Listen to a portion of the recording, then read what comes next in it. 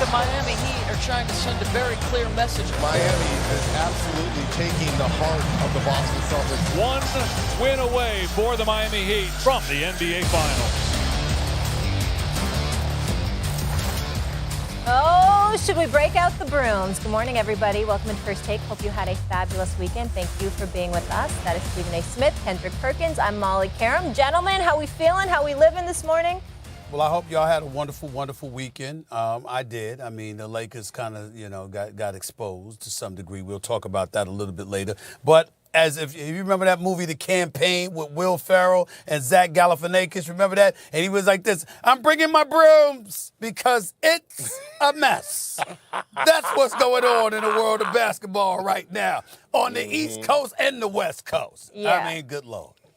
All right, let's get it, guys. Hot mess that is. So as the 8th-seeded Heat continue their historic run through the Eastern Conference postseason, a stretch that is now just one game away from another NBA Finals appearance, Eric Spoelstra's team embarrassed the number 1 seed Celtics 128-102 Game 3 Sunday night. They did so by relying on a host of younger players who continue to embrace the moment. As for the Celtics superstars, a whole lot of chirping. Jason Tatum, is all that criticism getting to you?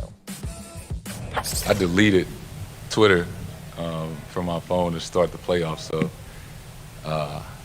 honestly, I haven't seen anything good, bad, or indifferent, since Game 1 against the Hawks.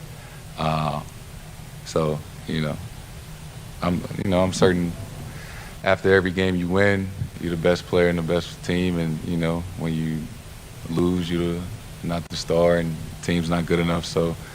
I'm certain there'll be some of that, but, out of sight, out of mind. The obvious letdown. I feel like we let our fan base, organization down, we let ourselves down, and it was collective.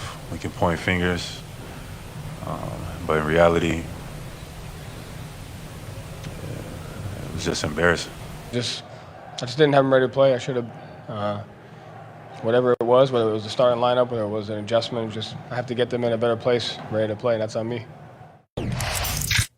So why did the Celtics get destroyed last night, you ask? Look no further than their 2 all-NBA stars in Jason Tatum and Jaylen Brown, who just couldn't make shots. Meanwhile, undrafted guard Gabe Vincent outscored them both 29-26. Kendrick, obviously you played for this franchise, won a championship with them in Boston. I'm curious, who looks worse to you now? Is it the coach and Joe Mazzulla, or in the stars and Tatum and Brown? Oh, Molly, it's definitely Joe Mazzulla. And for him to go up there in his post-game interview and say, I didn't have those guys ready, I got to figure it out, well, that's a damn shame. And I knew that he made the wrong choice when we got the report before the game started, that he was starting Derek White and bringing Robert Williams off the bench. That is a huge problem to me. Your best player in Jason Tatum has come out time and time again publicly telling you, if we're going to win a championship, this is the most important piece of this team outside of me and Jaylen Brown is Robert Williams. But you keep on harping on starting a 36-year-old Al Horford because all you want to do is worry about the offensive end and stretching the floor and having guys play AAU-style basketball so that way y'all can live by the 3 and die by the 3. No, you supposed to start Robert Williams. He does so much for you on both ends of the floor. We already know what he's going to bring defensively. Elite shot blocking, being able to guard the pick and roll, being able to get out there and switch out on guards and wings if he have to. Offensively, when Jason Tatum had 51 in Game 7, a lot of that came off the back of Robert Williams. Because he's so much of a dynamic roller, because he's a lob threat at the basket, and guys have to pay attention to him, because he plays the dunker spot so well, it allows those guys to be able to operate and be the best version of themselves. So I'm looking at Joe Mazzulla, and I'm sitting up here saying, well, damn. The Celtics' identity all last year was defense. But you made an adjustment to go offensively by inserting Derek White and putting Robert Williams on the bench. So I'm looking at Joe Mazzulla on this one. Got to disagree with you there. I'm not disagreeing with your points about Joe Mazzulla, and it is a problem, and it is something that we will get into as this show progresses today, Kendrick Perkins, and I hope you had a nice weekend, by the way, my brother. But I got to tell you something right now. I sincerely doubt that you had a nice weekend after watching that atrocity last night because you are a prideful champion representing the Boston Celtics franchise, even though obviously you're an analyst for this network. And there's no way in hell you could tell me that you got any enjoyment, even though you did forewarn all of us, that especially me, that Boston did not want to see Miami. I don't give a damn what you say. You didn't expect this. Not what we saw. I would remind you that last night as we watched Jason Tatum and Jaylen Brown, we watched Jason Tatum and Jaylen Brown combine to shoot 12 of 35 from the field, 1 of 14 from three-point range, 6 turnovers, okay, in that process, more turnovers than assists.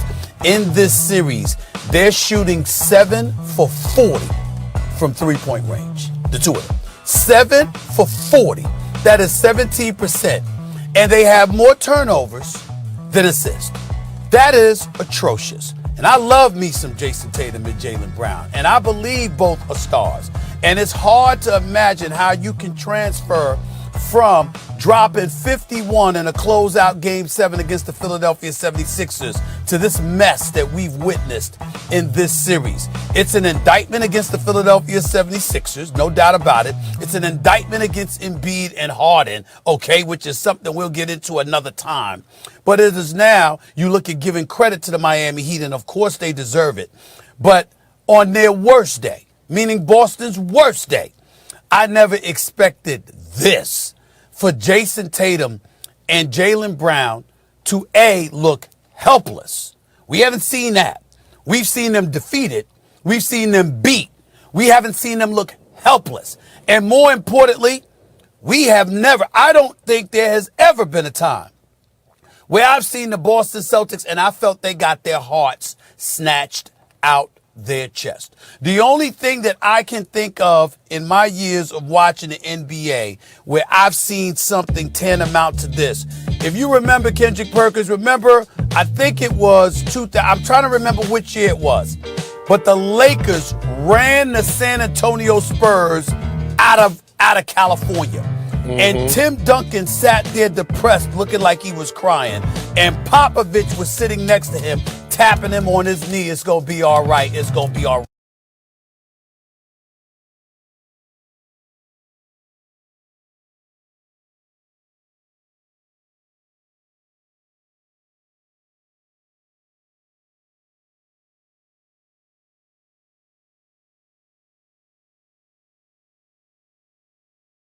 The time where I've seen the Boston Celtics and I felt they got their hearts snatched out their chest. The only thing that I can think of in my years of watching the NBA where I've seen something tantamount to this. If you remember, Kendrick Perkins, I think it was I'm trying to remember which year it was, but the Lakers ran the San Antonio Spurs out of California. Mm-hmm. And Tim Duncan sat there depressed. Getting it better and you improving. Then she said the Celtics laid it down like a fresh set of dominoes. And as a country boy, I like that one. I had to say, you go, girl, because that's exactly what they did. But S.A., it's hard, Molly, for me to blame Jason Tatum and Jaylen Brown because as you get deep into the rounds, coaching gets better.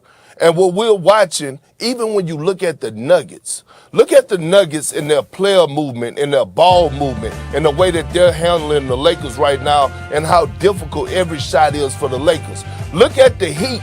Look at the player movement. Look at the multiple actions. Look at Duncan Robinson setting back picks and then coming off a pin down off the opposite side. When you look at the Celtics, it's the same style. Here, Jason Tatum, Jaylen Brown, go isolation. You can't do that against this Heat team. They're number one in the league in taking charges. And when you talk about boxes and elbows, it is zero driving gaps for those guys. So at some point, Mazzulla, you have to help your superstars out. and put them in position to be successful. Yeah, but what I'm trying to say, Perk, is that I want to make sure you understand. I'm not disagreeing with those points. But we know they're young in age. Right. But Jason Tatum and Jaylen Brown have been here before. It's like a fourth conference finals for Jason Tatum, Jaylen Brown. I mean, what the hell is going on? You, Jaylen Brown, 2 of 20, from three-point range. I get what you're coming from, but you still had an opportunity to make some shots from threes, and you're shooting 2 for 20. I mean, there's just no way around this when you consider just the impotence of both of them in this particular equation. I can look at Spoelstra and his genius. I can look at Mazzulla being exposed as a rookie coach, if that, a rec league coach. That's how he looks compared to Eric Spoelstra. Mm-hmm. No disrespect intended, but my God, the discrepancy is flagrant. You still can't get around the fact that Jason Tatum and Jaylen Brown aren't doing anything close to what their capabilities are, what their resume tells us.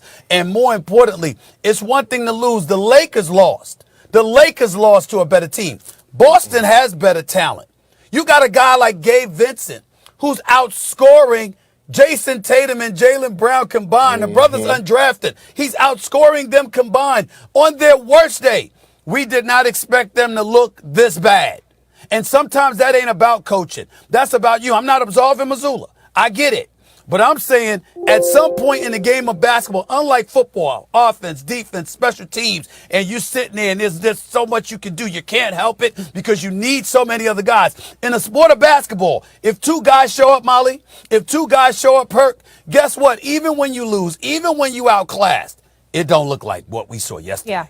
It don't look like last night. Yeah. All right, it don't let's look like leave that. it there. Here's the good news, Stephen A. You're going to be in Miami. So let's get to the Miami side of things. The Heat continue to defy the odds. I know, you're going to be practicing your Spanish. Earning win after win this postseason, despite being the underdog in most of them. Only the 94-95 Rockets have more such wins and a higher winning percentage as the underdog in the playoffs. Here's Bam on that underdog mentality. When you got guys with